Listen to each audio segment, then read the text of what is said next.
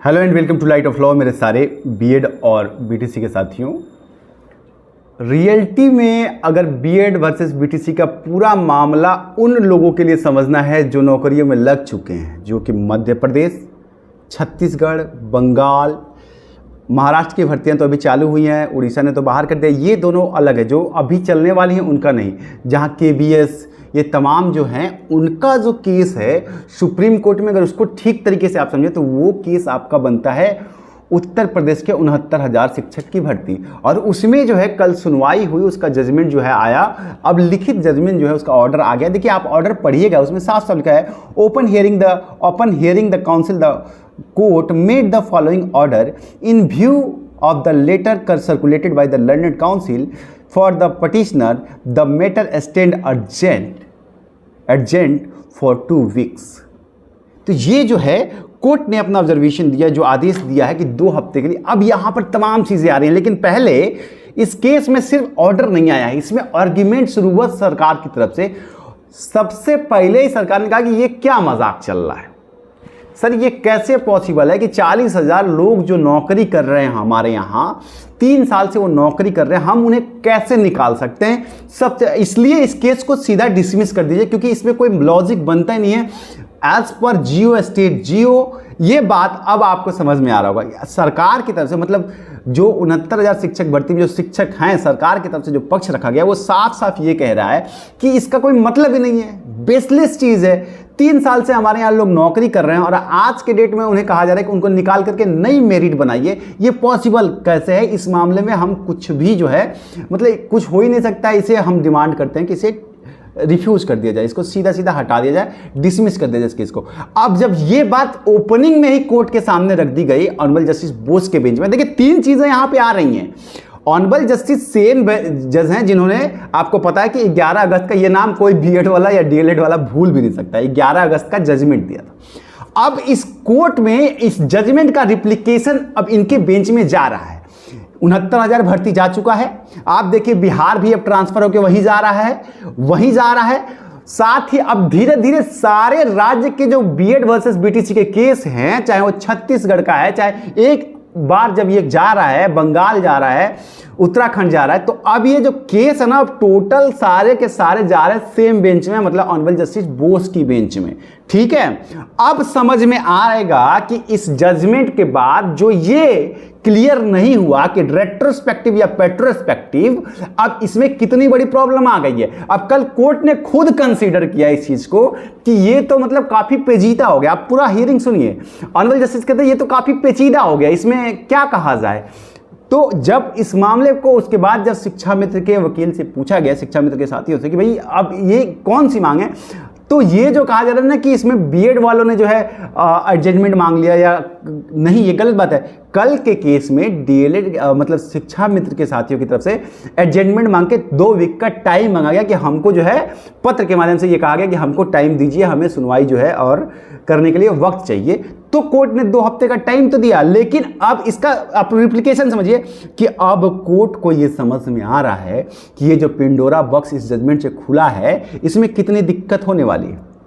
इसमें अब ऐसे लोग जैसे मध्य प्रदेश का वर्ग 3, वहां नियुक्ति पा चुके हैं लोग, प्रक्रिया पूरी होकर नियुक्ति हो गई, सैलरी पा गए 5 महीने से। अब क्या सरकार उनको निकालेगी?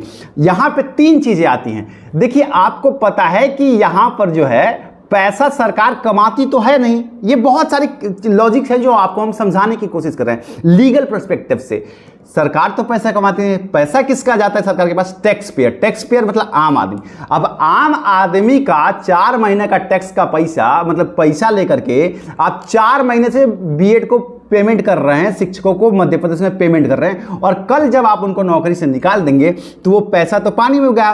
तो सरकार के पास क्या ये अधिकार है कि टैक्स पेयर का पैसा से पानी में बहाए? और ये कंटेस्ट, चाहे वो यहां की बात हो, उत्तर प्रदेश की बात हो, छत्तीसगढ़ की बात हो, बंगाल की बात हो, तमाम जगहों पर ये समस्या आ गई है, ये आप लोग देख रहे हैं। तो यहां जो ये पिंडोरा बॉक्स खुला, अब इस जजमेंट के ऊपर, अब जब ऑनरेबल कोर्ट इस चीज का संज्ञान ले रही है कि भाई कल ऑनरेबल जस्टिस ने कहा, तो इससे मुझे कहीं ना कहीं पॉजिटिव लग रहा है कि ऑनरेबल जस्टिस को खुद ये बात समझ में आई कि भाई ये मामला इतना ही सिंपल नहीं है कि बस सीधा बाहर कर दिया तो बाहर कर दिया।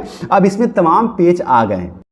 तो साथियों, जैसा कि आपको पता है कि बिहार की फेज़ 2 की शिक्षक की भर्ती अब आने वाली है। जल्द ही आपको नोटिफिकेशन देखने को मिलेगी और इसकी तैयारी में लगना बहुत ज़रूरी है। तो देखिए, चक्षु प्रकाशन आपके लिए स्टडी गाइड की और साथ ही विषयवार किताबों की भी बहुत अच्छी श्रृंखला लेकर के आ रहा है, जिसके जरिए आप तैयारी कर सकते हैं। यहाँ पर आपको स्टडी गाइड हो या फिर आप यहाँ देखिए संस्कृत की भाषा और अन्य भाषाओं की भी बुक्स आपको मिलेंगी।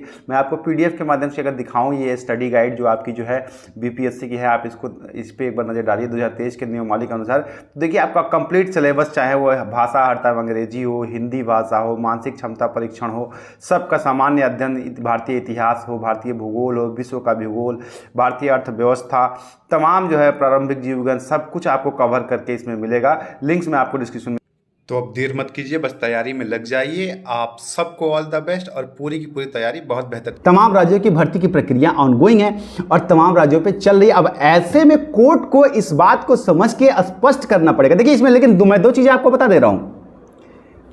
कोर्ट ने अपने में NCT की गाइडलाइन को रद्द माना है, अपने जजमेंट में कहा है कि ये गाइडलाइन सही नहीं है कि B.Ed को प्राथमिक में रखा जाए।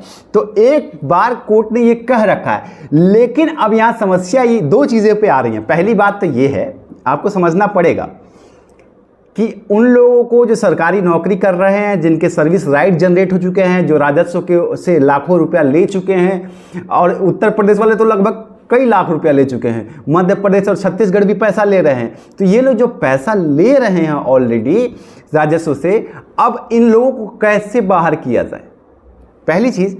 और यहां पर जो है, और यहां दूसरी बात ये आती है कि जब ये प्राइमरी के लिए एलिजिबल ही नहीं है तो इन्हें नौकरी में कैसे रखा जाए, क्योंकि आप ही का जजमेंट दोनों तरफ आ गया। लेकिन यहां पर राइट टू लाइफ का सवाल आ जाता है कि भाई नौकरी जिनकी मिल गई। अब उत्तर प्रदेश के कॉन्टेक्स्ट में आप समझिएगा तो सबसे बड़ी बात यह है कि 3 साल से जो नौकरी कर रहा है उसने पढ़ाई लिखाई छोड़ दी, कंपटीशन की तैयारी छोड़ दी।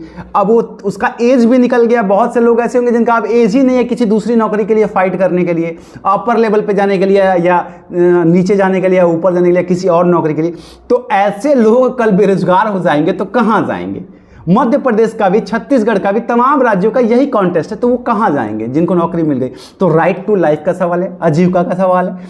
तो ये तमाम सवाल जब कोर्ट के पटल पे जा चुके हैं इस वक्त, तो अब जो लगातार आप लोग ये सोच रहे हैं ना कि ऑनरेबल जस्टिस बोस की बेंच में जाकर के चीज़ें बिगड़ जाएंगी, अब तो ये ऐसा कुछ नहीं है। ये जो सवाल है कोर्ट को इसका जवाब देना पड़ेगा और यही हम लोग का प्रयास था, किसी भी तरीके से कोर्ट के पास ये बात पहुँचे और अब ये चीज़ें पहुँच रही हैं। हालांकि ये शिक्षा मित्र वाले मामले में तो हमारा कोई वो नहीं था, लेकिन ये जो भी हुआ है, जो कोर्ट में केस गया, ये बहुत अच्छा हुआ है, ताकि अब ये सबसे स्ट्रॉन्ग केस है। आप समझिए B.Ed के लिए सबसे स्ट्रॉन्ग केस है, क्योंकि यहाँ सबसे ज़्यादा दिन से नौकरी कर रहे हैं लोग। 3 साल से B.Ed जो है वहाँ प्राइमरी में नौकरी कर रहा है। अब उन्हें नौकरी से अगर नहीं निकालते हैं तो आप समझिए कि अगर एक जगह जो नौकरी कर रहे हैं उनको रिलैक्सेशन दे दी गई इस जजमेंट से, तो फिर ये ऑर्डर जो है साइमल्टेनियसली सबके ऊपर लागू होता है। फिर ये मध्य प्रदेश पर भी लागू हो जाएगा, छत्तीसगढ़ पे भी लागू हो जाएगा, उत्तर प्रदेश पे भी लागू होगा, बिहार पे भी लागू होगा, हर जगह साइमल्टेनियसली लागू होगा। तो अपने आप ही वो सारे लोग बच जाएंगे जो है इस जजमेंट के पहले से प्रक्रियाओं में हिस्सा ले चुके हैं। समझ गए आप लोग? तो अब ये उस कॉन्टेस्ट में जा रहा है। तो अब 2 हफ्ते के बाद 30 तारीख की इसकी डेट जनरेट हुई है। अब 30 तारीख इसमें सुनाई थी। इस बीच में आपको पता है कि इलाहाबाद हाई कोर्ट में भी इसका मामला चल रहा है और उसमें भी जो है जजमेंट आया हुआ है, लेकिन उसमें भी जजमेंट कुछ खास नहीं है। मैं आपको दिखा देता हूं। देखिए, ऑनरेबल जस्टिस विवेक चौधरी जी की बेंच थी, ठीक है। ऑनरेबल जस्टिस विवेक चौधरी और मनीष कुमार, ऑनरेबल जस्टिस मनीष कुमार की बेंच थी। वहां पे साफ कहा गया, on request this case is listed in 20/11/2023 in additional case listed among the top 10 cases. तो मतलब वहां भी उत्तर प्रदेश से भी ये मामला अब डिसाइड होने वाला है, क्योंकि आपको पता है कि 20 अक्टूबर को 20/11 मतलब नवंबर को, 20 नवंबर को टॉप 10 में इस केस को रखा गया है, जहां से इसकी फाइनल सुनवाई हो सकती है। हो सकता है सुप्रीम कोर्ट का फैसला इस बीच में आ जाए। 30 तारीख को ही आपको अक्टूबर में देखने को मिलेगा, उसके बाद वहां से भी आ जाएगा। तो ये तमाम चीजें हैं। तो हर चीज को निगेटिविटी में मत लेके जाइए, पॉजिटिव भी रहिए और अपने आप को पढ़ाई की तरफ अग्रसर भी कीजिए, क्योंकि भर्तियां अभी आने वाली हैं, चुनावी साल है। मिलता हूं।